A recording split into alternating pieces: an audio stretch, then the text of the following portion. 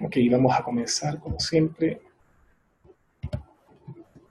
tomando refugio.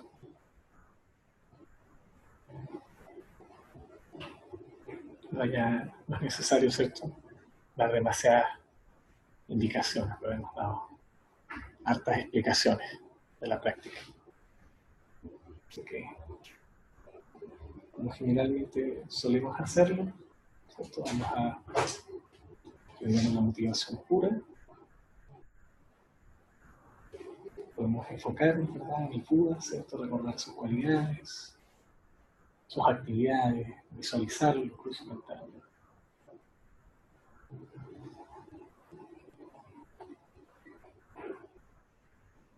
Vamos a mantener un poco, ¿cierto?, en nuestra mente su presencia. Está enfocando todo esto que hemos estado diciendo.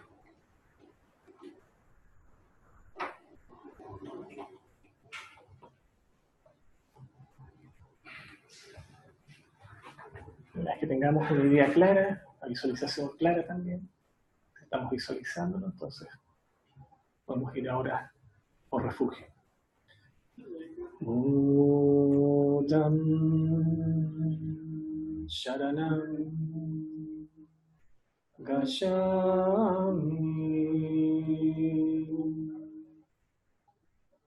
Dhammam Sharanam Gacchami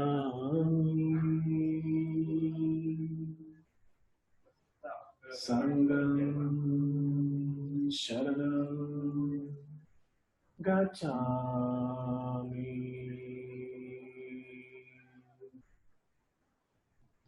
Buddham Sharanam Gacchami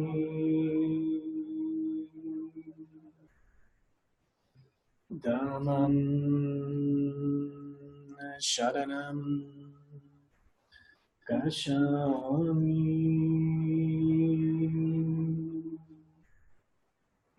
Sangam Sharanam Gacchami.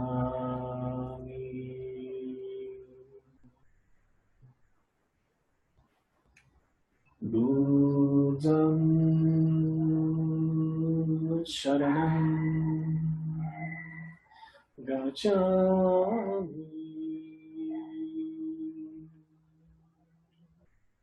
Dhammam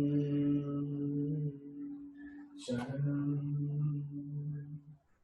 Gacchami Sangam Sharanam Gacchami.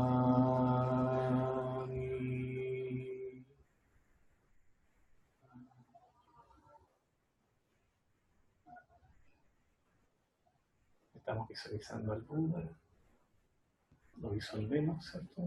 La forma, ¿cierto?, se disuelve en luz, de afuera hacia adentro, la luz se disuelve a su vez en la coronilla. Abrimos, ¿cierto?, levemente los ojos y tratamos de descansar, ¿cierto?, en este estado de reconocimiento, de plena presencia, de alerta y lucidez mental, por un rato.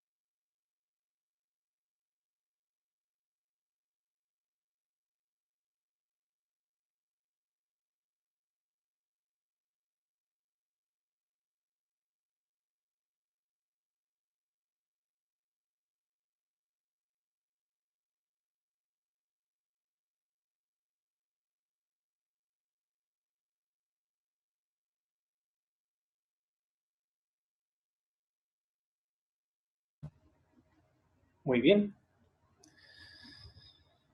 Vamos a retomar lo que habíamos quedado en la última sesión. ¿Cierto? Estuvimos hablando básicamente de todo lo que es la primera parte, ¿cierto? Relacionada con el título del libro, del texto de Kamalachila, ¿cierto? Llamado Meditación en Etapas Hogon Rin, en tibetano, ¿no? ¿Verdad? Y hemos estado también hablando un poco de cómo se entiende, ¿cierto?, la cultivación de la mente, ¿verdad?, desde el punto de vista de estas dos posiciones sostenidas por Hochang Mahayana, ¿verdad?, que era este adherente del camino de la iluminación súbita, y Kamalachila, ¿cierto?, que proponía el camino gradual, ¿verdad?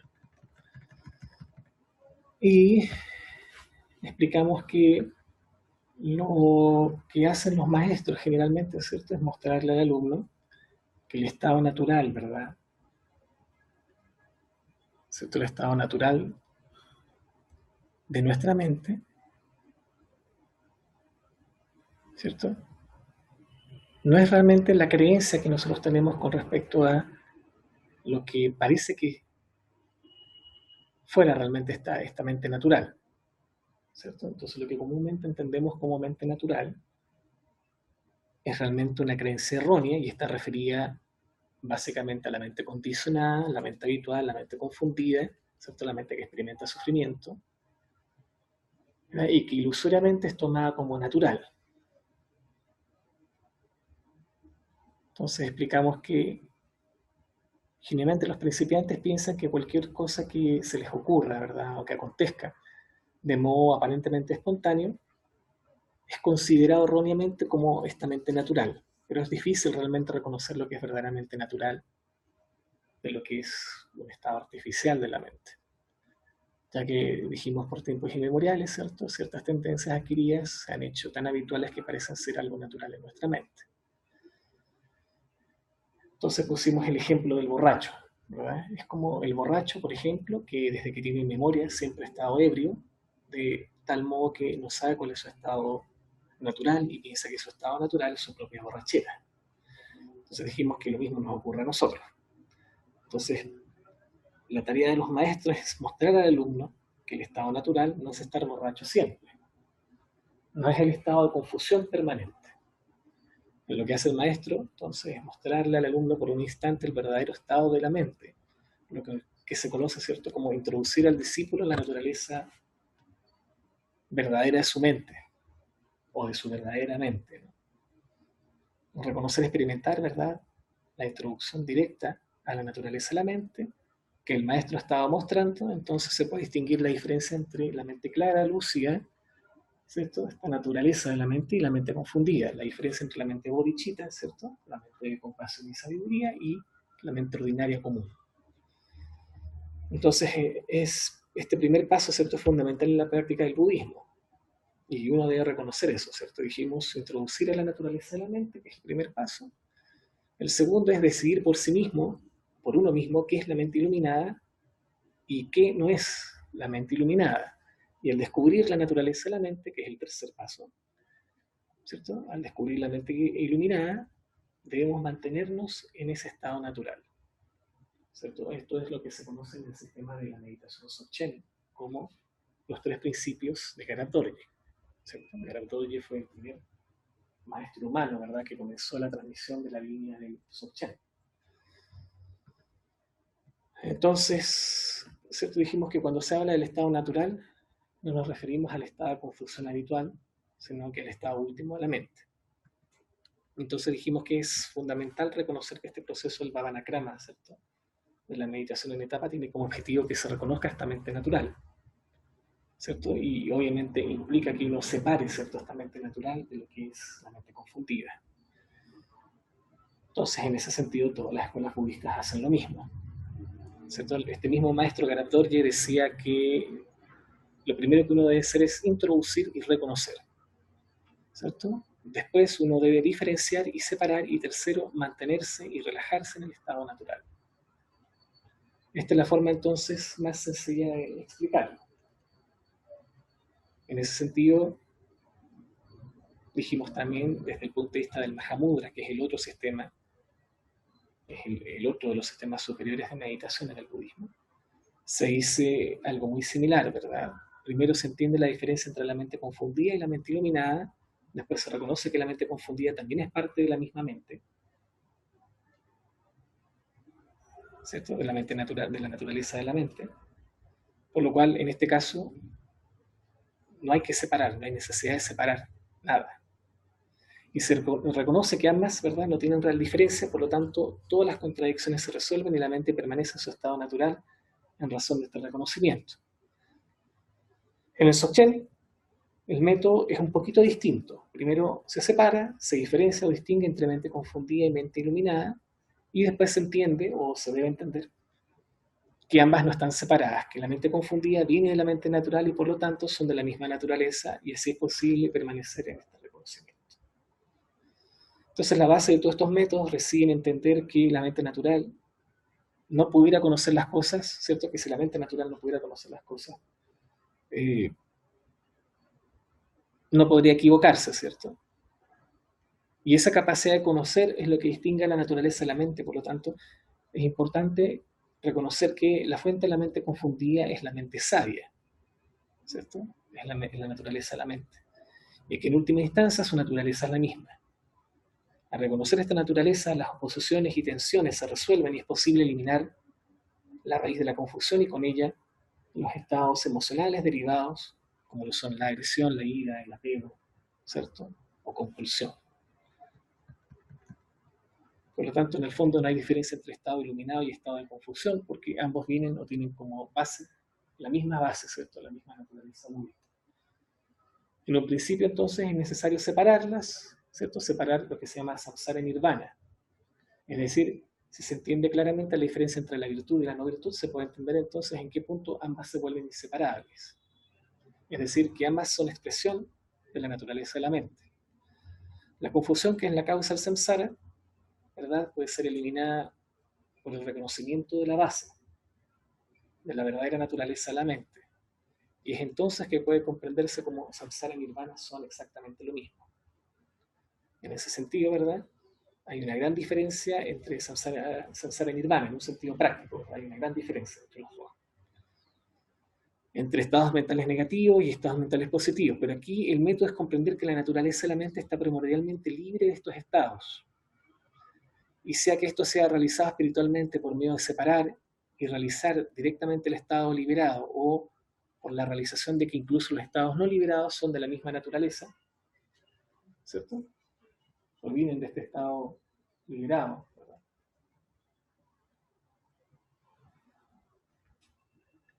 Por lo tanto, son incapaces, ¿verdad?, de condicionar al individuo. Sea como sea, es el estado en que la mente no está ya condicionada por las emociones negativas o la confusión o la ignorancia, lo que buscan, ¿verdad?, estos métodos. Así entonces en el Tíbet mucha gente pensó que estas enseñanzas de los sistemas del Mahamudra y del Dzogchen eran enseñanzas del mismo estilo que las de Hocham Mahayana, criticándolas entonces debido a su falta de entendimiento al respecto, confusión, dijimos, que sostienen todavía algunos incluso hasta el día de hoy. Y eso se debe básicamente a la mala comprensión de estos sistemas, ¿verdad?, a tener una mala base de acuerdo a estos sistemas superiores de meditación. Entonces, esta mala comprensión, ¿verdad?, puede conducir a un estado de sopor y de atontamiento que equivocadamente puede ser considerado el estado natural de la mente. Por lo tanto, es importante comprender que para practicar el estado natural de la mente, ¿verdad?, lo primero que necesitamos es la introducción del maestro. ¿Ok? Entonces, lo que se entiende el Vajrayana, volviendo al texto de Kamanachila, es que estas etapas o procesos consisten en cómo llegar a descubrir el estado natural. Y no el meramente meditar por meditar, que es algo súper importante. Entonces, generalmente cuando vemos por ahí, por ejemplo, en internet, ¿verdad?, o de repente a veces se nos acerca gente, o vemos consultas en grupos de discusión, de debate, y gente que pregunta, quiero meditar, ¿cómo puedo hacerlo? Primero uno debe entender que hay un problema en uno.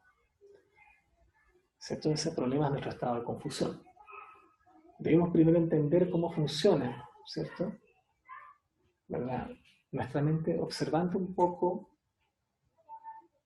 cómo esta mente condicionada en un nivel relativo funciona, ¿verdad?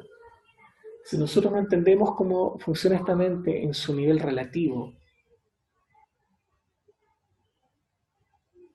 es difícil realmente poder llegar a comprender el nivel último o la naturaleza de la mente, ¿verdad?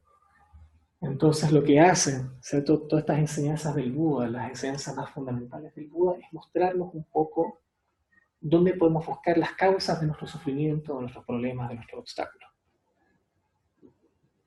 ¿Okay? Nos entregan las pistas para poder comprender esos estados mentales nocivos. Entonces, cuando alguien pregunta, quiero practicar meditación, ¿cómo lo puedo hacer? Obviamente, si esa persona lo pregunta, ¿verdad? En un espacio dedicado al budismo, lo correcto sería apuntar a la persona que conozca primero los fundamentos del budismo, ¿verdad? Y que reflexione, analice, ¿cierto? ¿Verdad? Que observe su mente, ¿cierto? Analice qué ocurre en un nivel más convencional. ¿Qué ocurre, no? O sea, para eso es importante, ¿verdad? Estudiar, ¿verdad? Reflexionar, meditar, ¿verdad? En particular los tópicos correspondientes a la conducta ética del budismo y la disciplina mental. Eso ayuda a purificar, ¿cierto? Nuestros malos hábitos, ¿verdad? Ayuda a desarrollar una disciplina. Esa disciplina nos permite, ¿cierto? Generar un marco apropiado para nuestra práctica de meditación. De hecho, la conducta ética sostiene la práctica de la meditación y viceversa, ¿no? La práctica de la meditación sostiene la conducta ética. Así que ambos aspectos están bastante bien relacionados. Entonces, eso delinea las últimas dos sesiones, ¿verdad? El último que hemos estado viendo. Siguiendo en la línea del texto de Kamalachila, ¿cierto? El Vamanakrama, ¿verdad? El objetivo de la práctica de Shamatha, ¿verdad? Es crear un nivel de estabilidad suficiente en la mente, en la cual, ¿verdad? Podamos generar un espacio de plena conciencia y alerta, ¿cierto? Básicamente, ¿cierto? Consiste de un espacio de autoobservación. Debido a toda la confusión que presenta y arrastra a lo largo de muchas vías la mente, esta está completamente agitada y fuera de control, no teniendo espacio suficiente para observarse, para mirar lo que está ocurriendo en ella. Entonces, debido a esto es que el primer objetivo de Shamatha es crear este espacio, es darse la oportunidad de observar y chequearla propiamente. Entonces, esto, ¿cierto? Lo anterior es lo que hacen, por ejemplo, otras escuelas budistas como el Zen, donde se practica el estar sentado sin hacer nada. 100% estar sentado, simplemente concentrado o enfocado en eso. Al hacerlo, entonces, se da la oportunidad de descubrir el estado en el que está la mente, la agitación o la pesadez de la mente, por ejemplo. Sin embargo, puede que el cuerpo se tranquilice un poco, pero la mente puede que esté totalmente en movimiento. En ese sentido, entonces, no hacer nada quiere decir no estar pensando, no estar juzgando, no estar mirando el pasado, no estar pensando en el futuro, no estar preocupado del presente. Simplemente estar en un estado en el que no hay nada que hacer y nada más que estar sentado. Esto requiere bastantes años de disciplina. que significa que la mente tiene que quitarse, calmarse y todas las funciones tienen que cesar para que se pueda estar 100% sentado. Este es entonces el método del Zen, en donde la mente, ¿cierto?,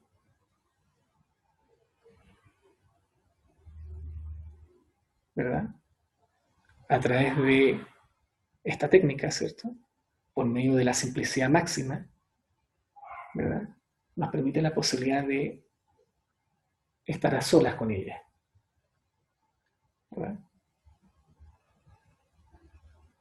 a través de una técnica muy sencilla, muy simple, ¿verdad?, enseña y da la oportunidad de estar solo con la propia mente. Con el Bhavanakrama tenemos la oportunidad gradualmente, paso a paso, de descubrir y cultivar la mente y de crear este espacio con plena conciencia y alerta, permitiendo perderle el miedo, ¿verdad?, a lo que es la mente y comenzar a familiarizarnos con ella. Cuando practicamos entonces, lo que uno debe hacer es no tener expectativas. ¿Cierto? Cuando vamos a practicar meditación, eso es algo que debemos, ¿verdad?, cortar, no tener expectativas. Ya que este es un momento para estar con la propia mente y darse ese espacio de observación y descubrimiento, ¿verdad?, de lo que es realmente esta mente, ¿cierto? Por lo tanto, todo lo que ocurre en ese espacio, en la medida que se esté consciente y alerta, es conocimiento. Por el contrario, en la medida que estemos, ¿cierto?, distraídos, lo único que se produce es una pérdida de tiempo y por lo tanto, y a raíz de todo el resultado, ¿verdad?,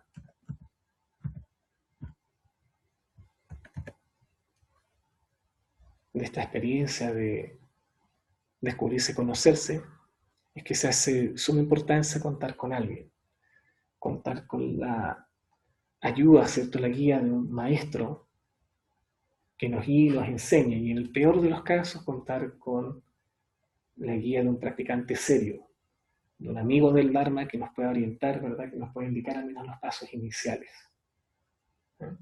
Esto es de capital importancia para practicantes principiantes, la gente nueva. ¿Okay? Es útil ser autodidacta, estudiar por un tiempo, ¿cierto?, por uno mismo. Y esto puede hacerse en la medida que no hay otra posibilidad, ¿verdad?, hasta agotar todos los recursos de uno. Pero cuando uno ya ha agotado todos los recursos, lo ideal es poder entrar en contacto con alguien que lleve un tiempo practicando, que sea la persona seria, que uno, ¿cierto?, haya observado y se dé cuenta que se conduce, ¿cierto?, por y para el Dharma. Entonces uno puede confiar en ese tipo de gente, ¿verdad? Es posible confiar en ese tipo de personas para que nos ayuden, ¿no?, nos indiquen al menos qué hacer. Mientras no tengamos, ¿verdad?, la posibilidad de encontrarnos con un maestro. Pero al menos dirigir, ¿cierto?, nuestra intención en esa dirección. En un comienzo es mucho más fácil utilizar métodos más seguros que enseñan a meditar en un objeto específico. ¿Cierto? Siempre mencionamos que para poder practicar meditación hay que dirigir la atención mental hacia un soporte, hacia un objeto, ¿no? Y esto es debido a que primeramente debemos ir de manera gradual acostumbrándonos y familiarizándonos con esta mente. A pesar de lo obvia que parezca, ¿cierto?, esta mente, es justamente debido a esto, ¿cierto?, debido a que es considerado lo más obvio, es muchas de las veces lo menos conocido, lo que menos se nota. Para ello es que se necesita un proceso que ayuda a ver, a notar esto que es obvio, a notar las características de la mente. Entonces, cuando hablamos de la naturaleza de la mente, no solamente hablamos de la naturaleza última, que es la naturaleza búdica, sino que también hablamos de la naturaleza de la mente a nivel relativo, convencional. Es decir, ¿qué es lo que está pasando con esta mente? ¿Qué es lo que predomina en esta mente? ¿Cierto? Si es la agitación o el sopor o somnolencia, si predomina la ira, la ignorancia o el deseo. Es decir, es importante también conocer la naturaleza de la mente convencional, pues no solamente se necesita conocer la mente convencional, ¿cierto? La mente en un sentido, ¿cierto? Mejor dicho, en un sentido abstracto, ¿verdad?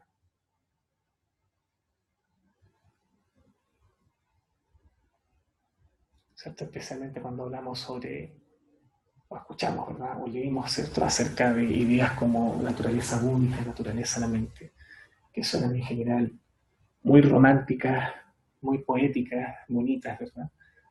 Entonces nos formamos una idea abstracta al respecto, pero no entendemos realmente cómo se come, ¿verdad? A qué apunta. ¿Cierto? Esta naturaleza búdica que todos tenemos, ¿verdad? Y que se explica muy bonita en los textos. Sino que además necesitamos descubrir la naturaleza de la mente convencional, ¿verdad? Nuestra mente que experimenta sufrimiento, ¿cierto? La mente que experimenta confusión, ¿verdad? La mente que experimenta apego, ¿verdad? Y una vez descubierta, ¿cierto? Esta naturaleza de la mente convencional, podemos después descubrir la naturaleza de la mente última y poder ver cómo en la persona, ¿verdad? Cómo en uno se expresa esto. Al respecto, el gran yogi Milarepa del Tíbet dice que esta mente que dice no puedo y sufre, esa mente es la mente del Mahamudra. Entonces, intelectualmente es difícil entender estas palabras, ya que para entender se necesita la experiencia. Se necesita practicar, se necesita crear esta oportunidad y esta oportunidad es sentarse a meditar y a practicar. Entonces, en estas últimas líneas, ¿verdad? La invitación es a practicar, no solamente escuchar esto, ¿verdad? Esto que estamos hablando suena muy bonito. Debemos realmente hacer un esfuerzo por practicar, todos nosotros. Quien les habla también practica, ¿cierto? Porque sabe que sin practicar todas estas palabras son solamente repetir palabras nomás, repetir algo que incluso cualquier persona puede memorizar. Pero quien les habla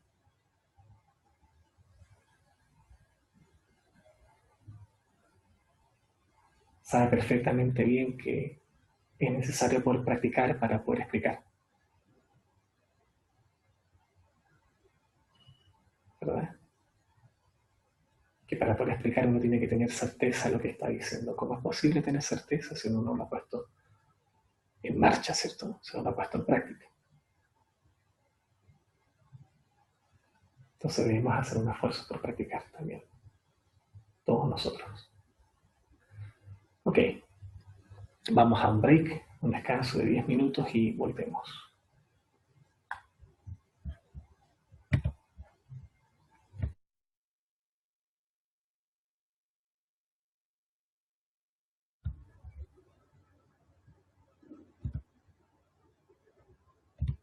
Ok, espero que puedan ver la imagen.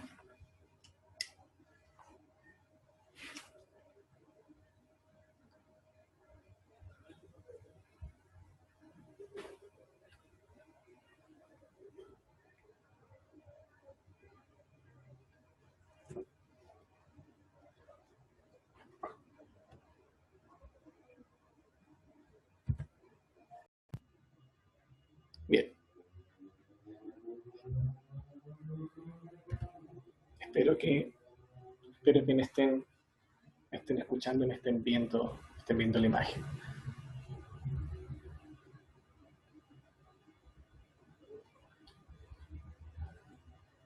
Vamos a tomar la postura de meditación. La postura que reúne siempre los 7 puntos. Esta posición, postura virochana. Vamos a meditar, vamos a practicar un rato la atención hacia el cuerpo primero. Unos minutos relajándonos, ¿cierto? Relajándonos en la postura.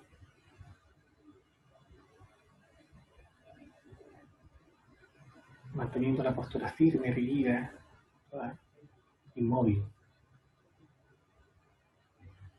Entonces vamos a meditar un rato, practicar un rato, unos 5 minutos, ¿verdad? Descansando nuestra atención en la postura.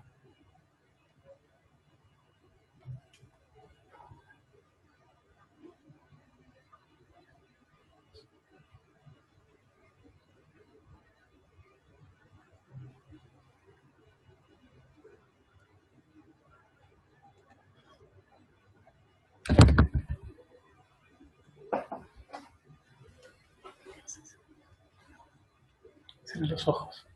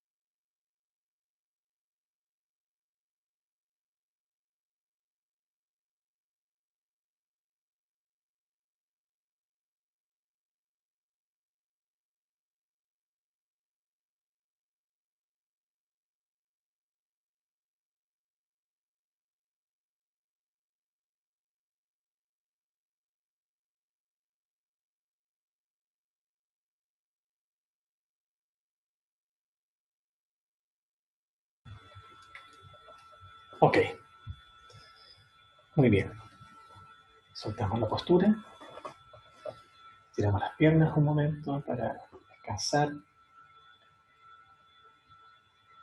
¿cierto? Recuperarnos un poco. Recuerden siempre observar, ¿verdad? Todo lo que está ocurriendo en ese momento, ¿cierto?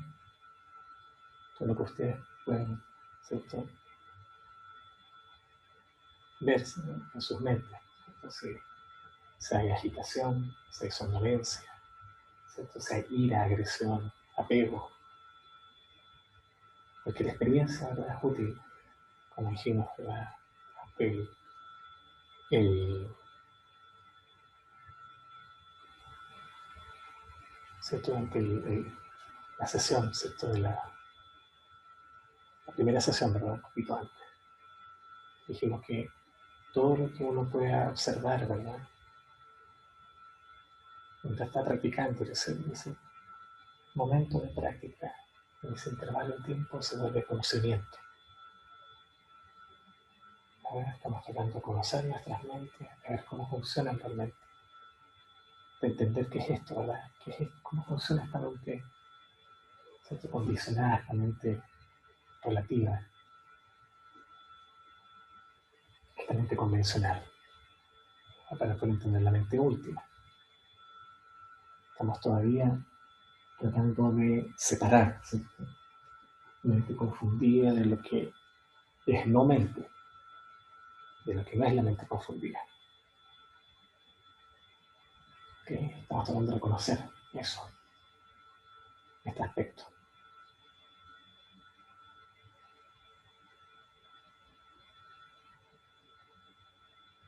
Volvemos a tomar la postura.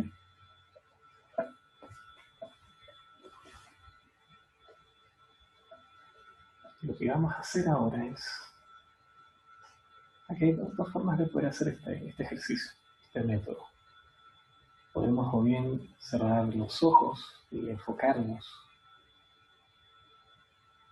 en un punto, ¿cierto?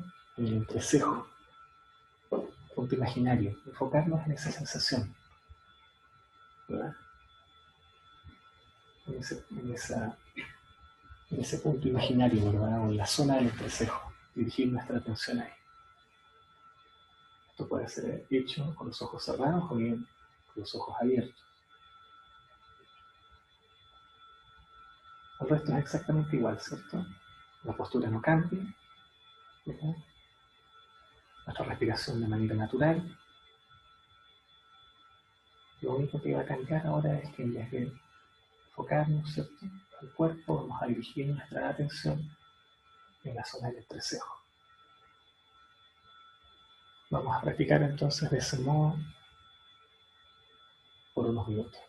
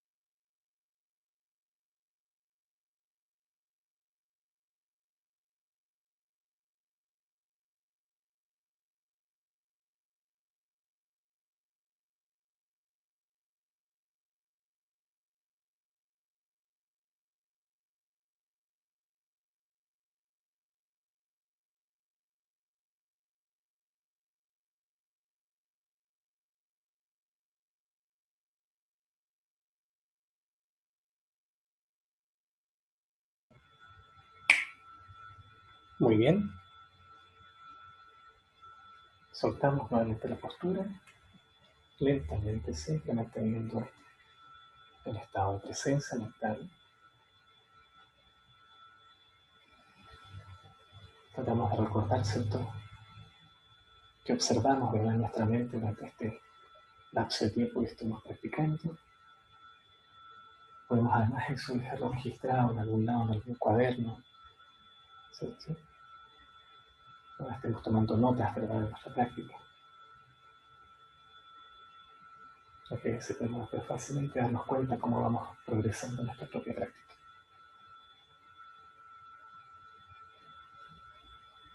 Estiramos las piernas, nos recuperamos un rato.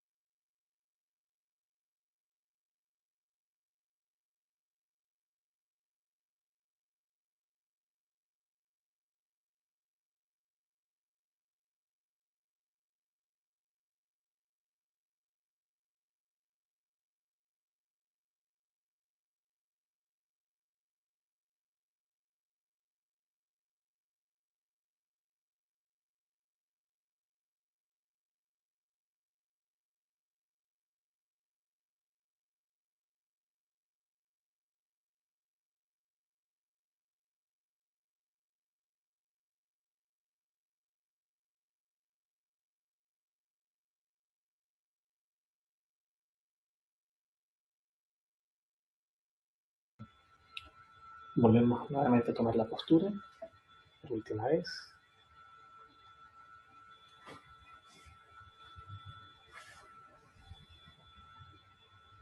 Y vamos a meditar, vamos a practicar, ¿cierto?, con el mismo ejercicio que explicamos antes, ¿verdad?, enfocando nuestra atención, ¿cierto?, en la zona del entrecejo. ¿Okay? Vamos a practicar de este modo por unos minutos más.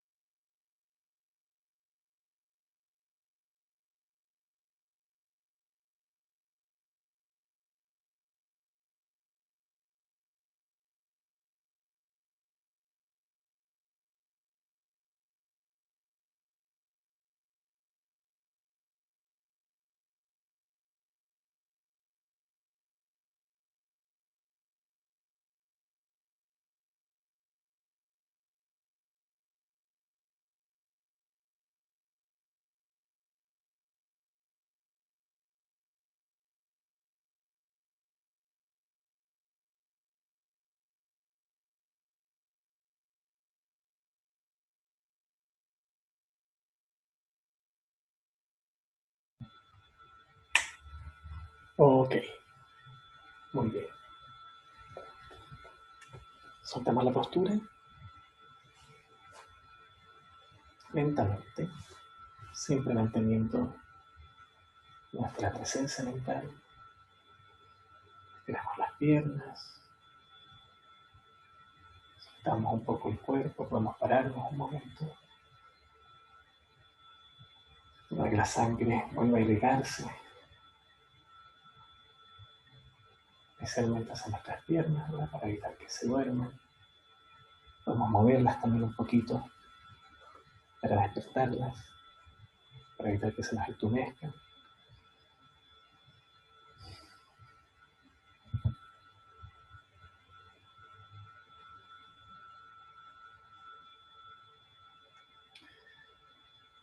Ok,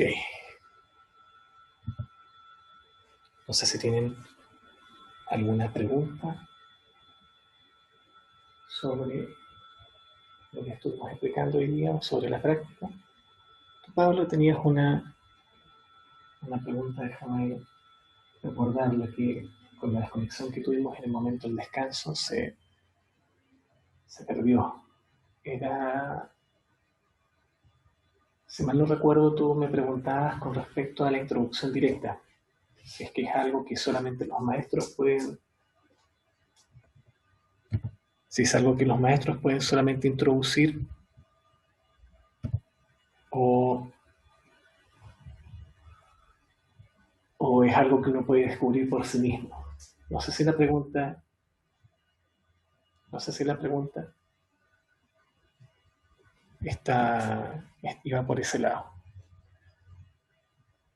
Ajá, sí, si acaso el reconocimiento de la naturaleza de la mente, ¿verdad? Si es algo que solamente ocurre con la instrucción del gurú, con la instrucción y la introducción del gurú, o es algo que uno puede lograr. Sí, como decíamos en la explicación del Vajrayaana, que en los sistemas como Mahamudra y Dzogchen se estila presentar al alumno, al practicante, la mente, ¿okay? Es lo que hacen la mayoría de los maestros cuando explican el sistema, ese tipo de sistemas, ¿no? Tú has estado en algunos retiros con Rinpoche, tú sabes que Rinpoche cuando da explicaciones en ese nivel, él parte, ¿verdad? Explicando lo que es la mente. ¿Cierto? Hay varias formas de introducirla.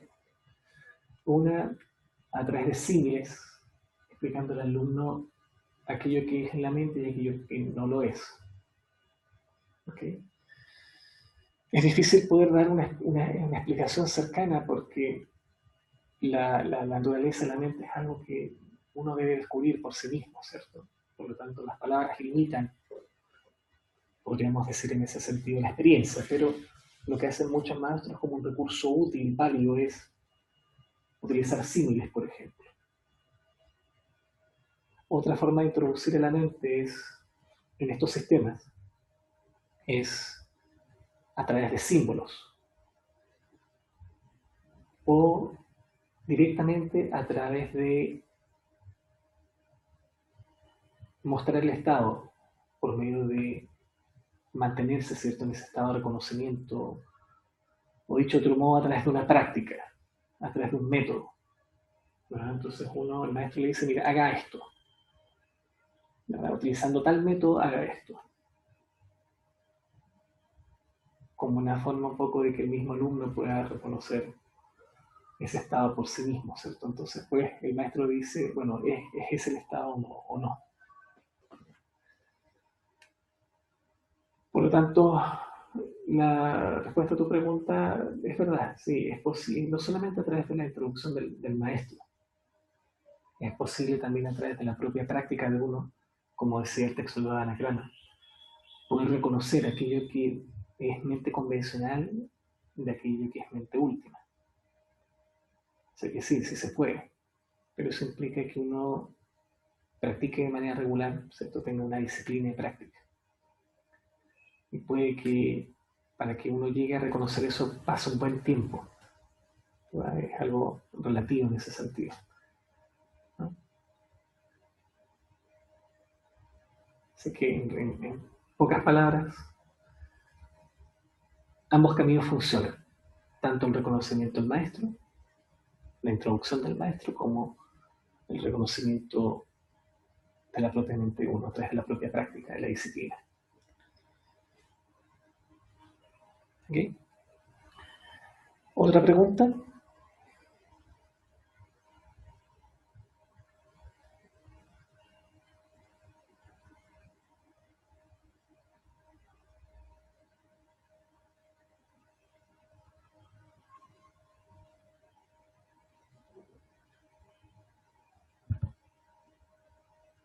¿No?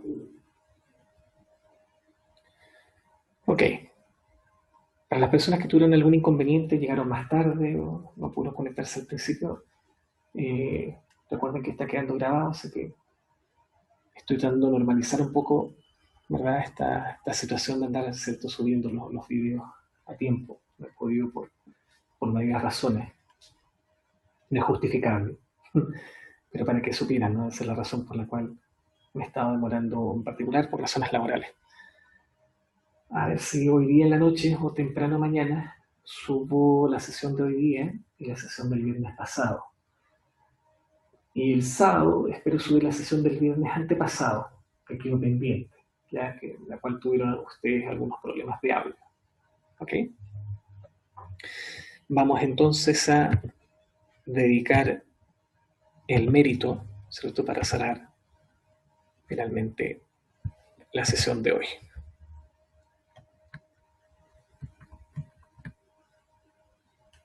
Entonces dedicamos, ¿verdad?, todo este mérito positivo, este karma positivo que hemos generado a través de escuchar, de reflexionar, de meditar, ¿verdad?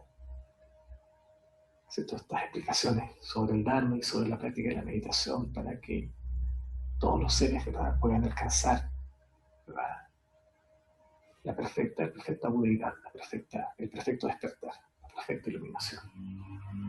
Entonces con eso en mente dedicamos todos juntos el mérito. Que la preciosa bodhisattva suprema, en quien no haya surgido surja, que en quien haya surgido no decline, sino que por el poder de esta plegaria aumente continuamente más y más.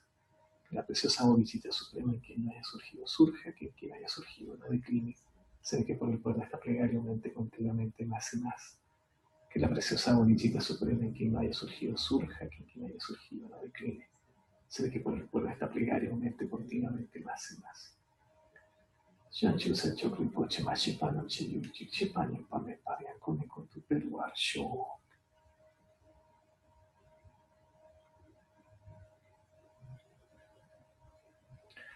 Muchas gracias a todos, a todas. El día de hoy nos vemos mañana entonces a las 5:30. Que descansen y muy buen fin de semana.